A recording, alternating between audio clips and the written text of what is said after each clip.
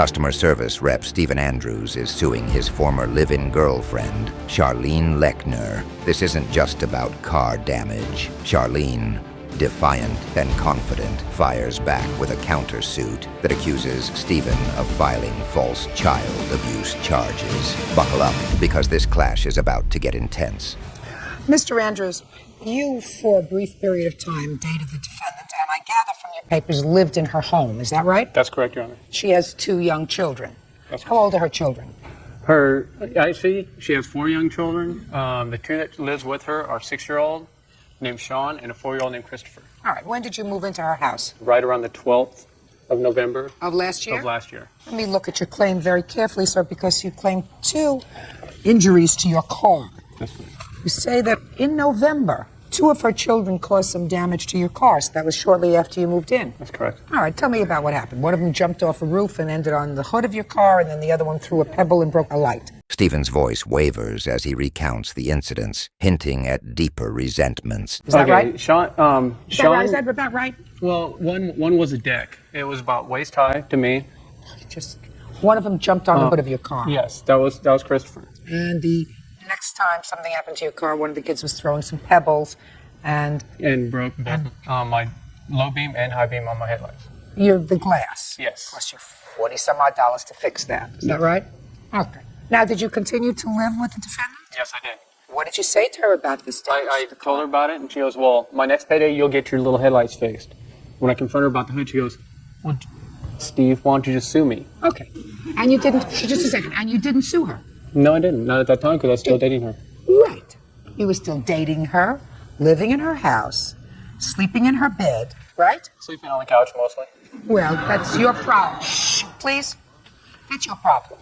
But living with her. Living with her. So I'm not interested in the damage that her kids did to your car, sir. It's irrelevant. You were living there if you felt as if the children were beyond control. What you would have done is you would have packed up and gone back to your mother's house, which you did subsequently, but much later. Now, you decided to move out on what date?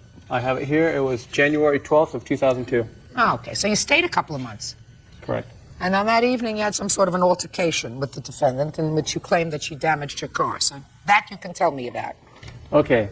I had went and moved back in with my mom. Charlene had come to my mom's place saying that she wanted to talk to me. When I went and go to the door, my mom went to the door, ordered her off the property.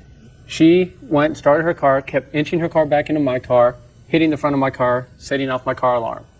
And then she sped out of the place where we live, which is 5 miles an hour, is only doing about 45, 50 miles an hour. Then, when I went out to shut off my alarm, my car was still shaking from her backing into it. And you say that she did some damage to your car? Yes, she did. I have an estimate right here. Well, I'd like to see the photographs and the estimate. I don't have photographs because I do not own a camera. This is an estimate, right?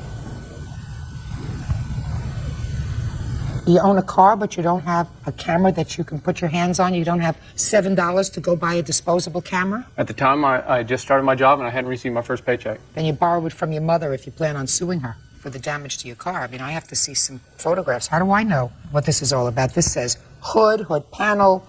I'm not interested in what the kids did to your car, sir. You stayed. That was your choice. But for the fact that you decided to separate, you would never have brought up the incident with the 2 children. So I have no idea what the damage you attribute to her is. Do you? The front valance, since it's a fiberglass car, was misaligned. It cracked the lower air dam or spoiler. Lower deflector? That would be the front valance. How much does that cost? Was $221.50 for the air dam itself. Why did you hit his car? Were you just angry? I didn't hit his car, Your Honor. I have the proof right here. Pictures, everything. Charlene, seemingly unmoved, throws out a biting comment as Stephen recalls confronting her. Geico, his insurance.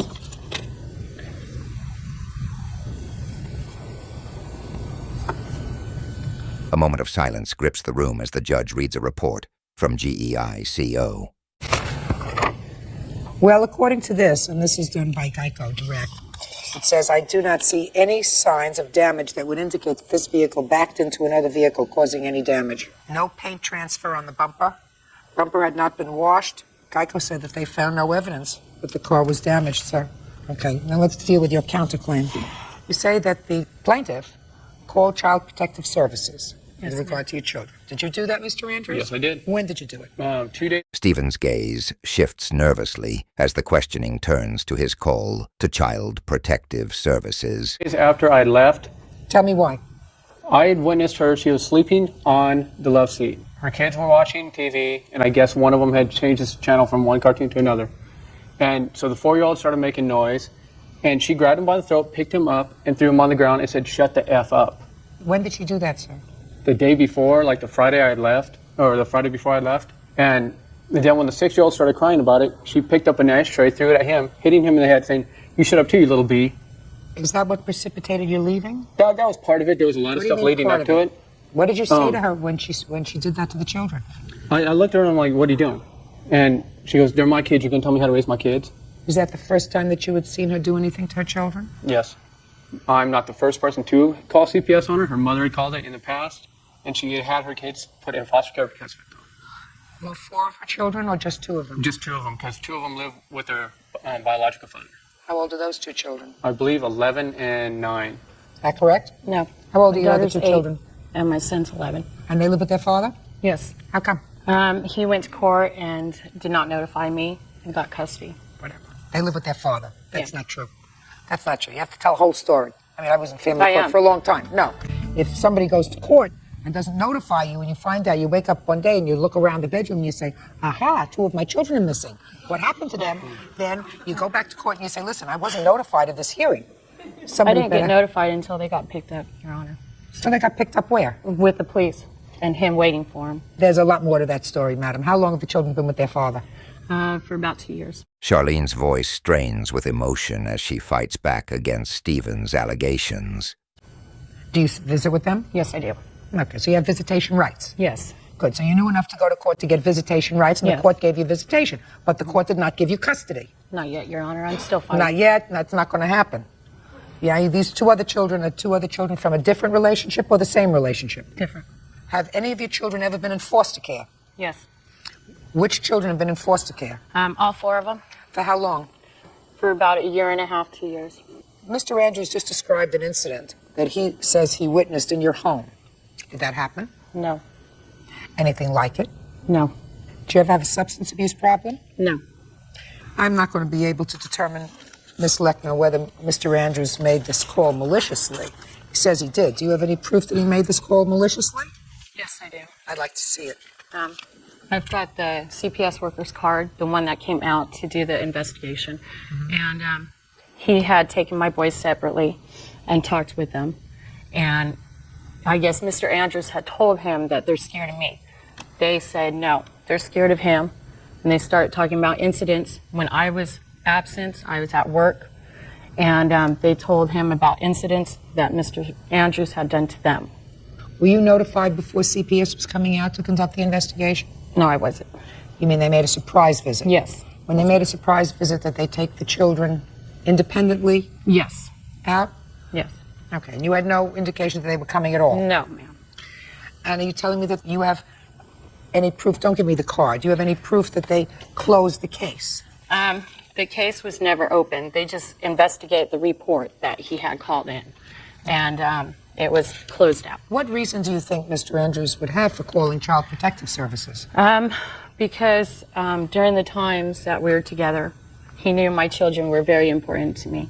I mean, I'm working 2 jobs to support him, and I'm a single parent. So, and he knows that my children are my life. You know, I revolve around my children. What's best for them? That doesn't answer the question, madam.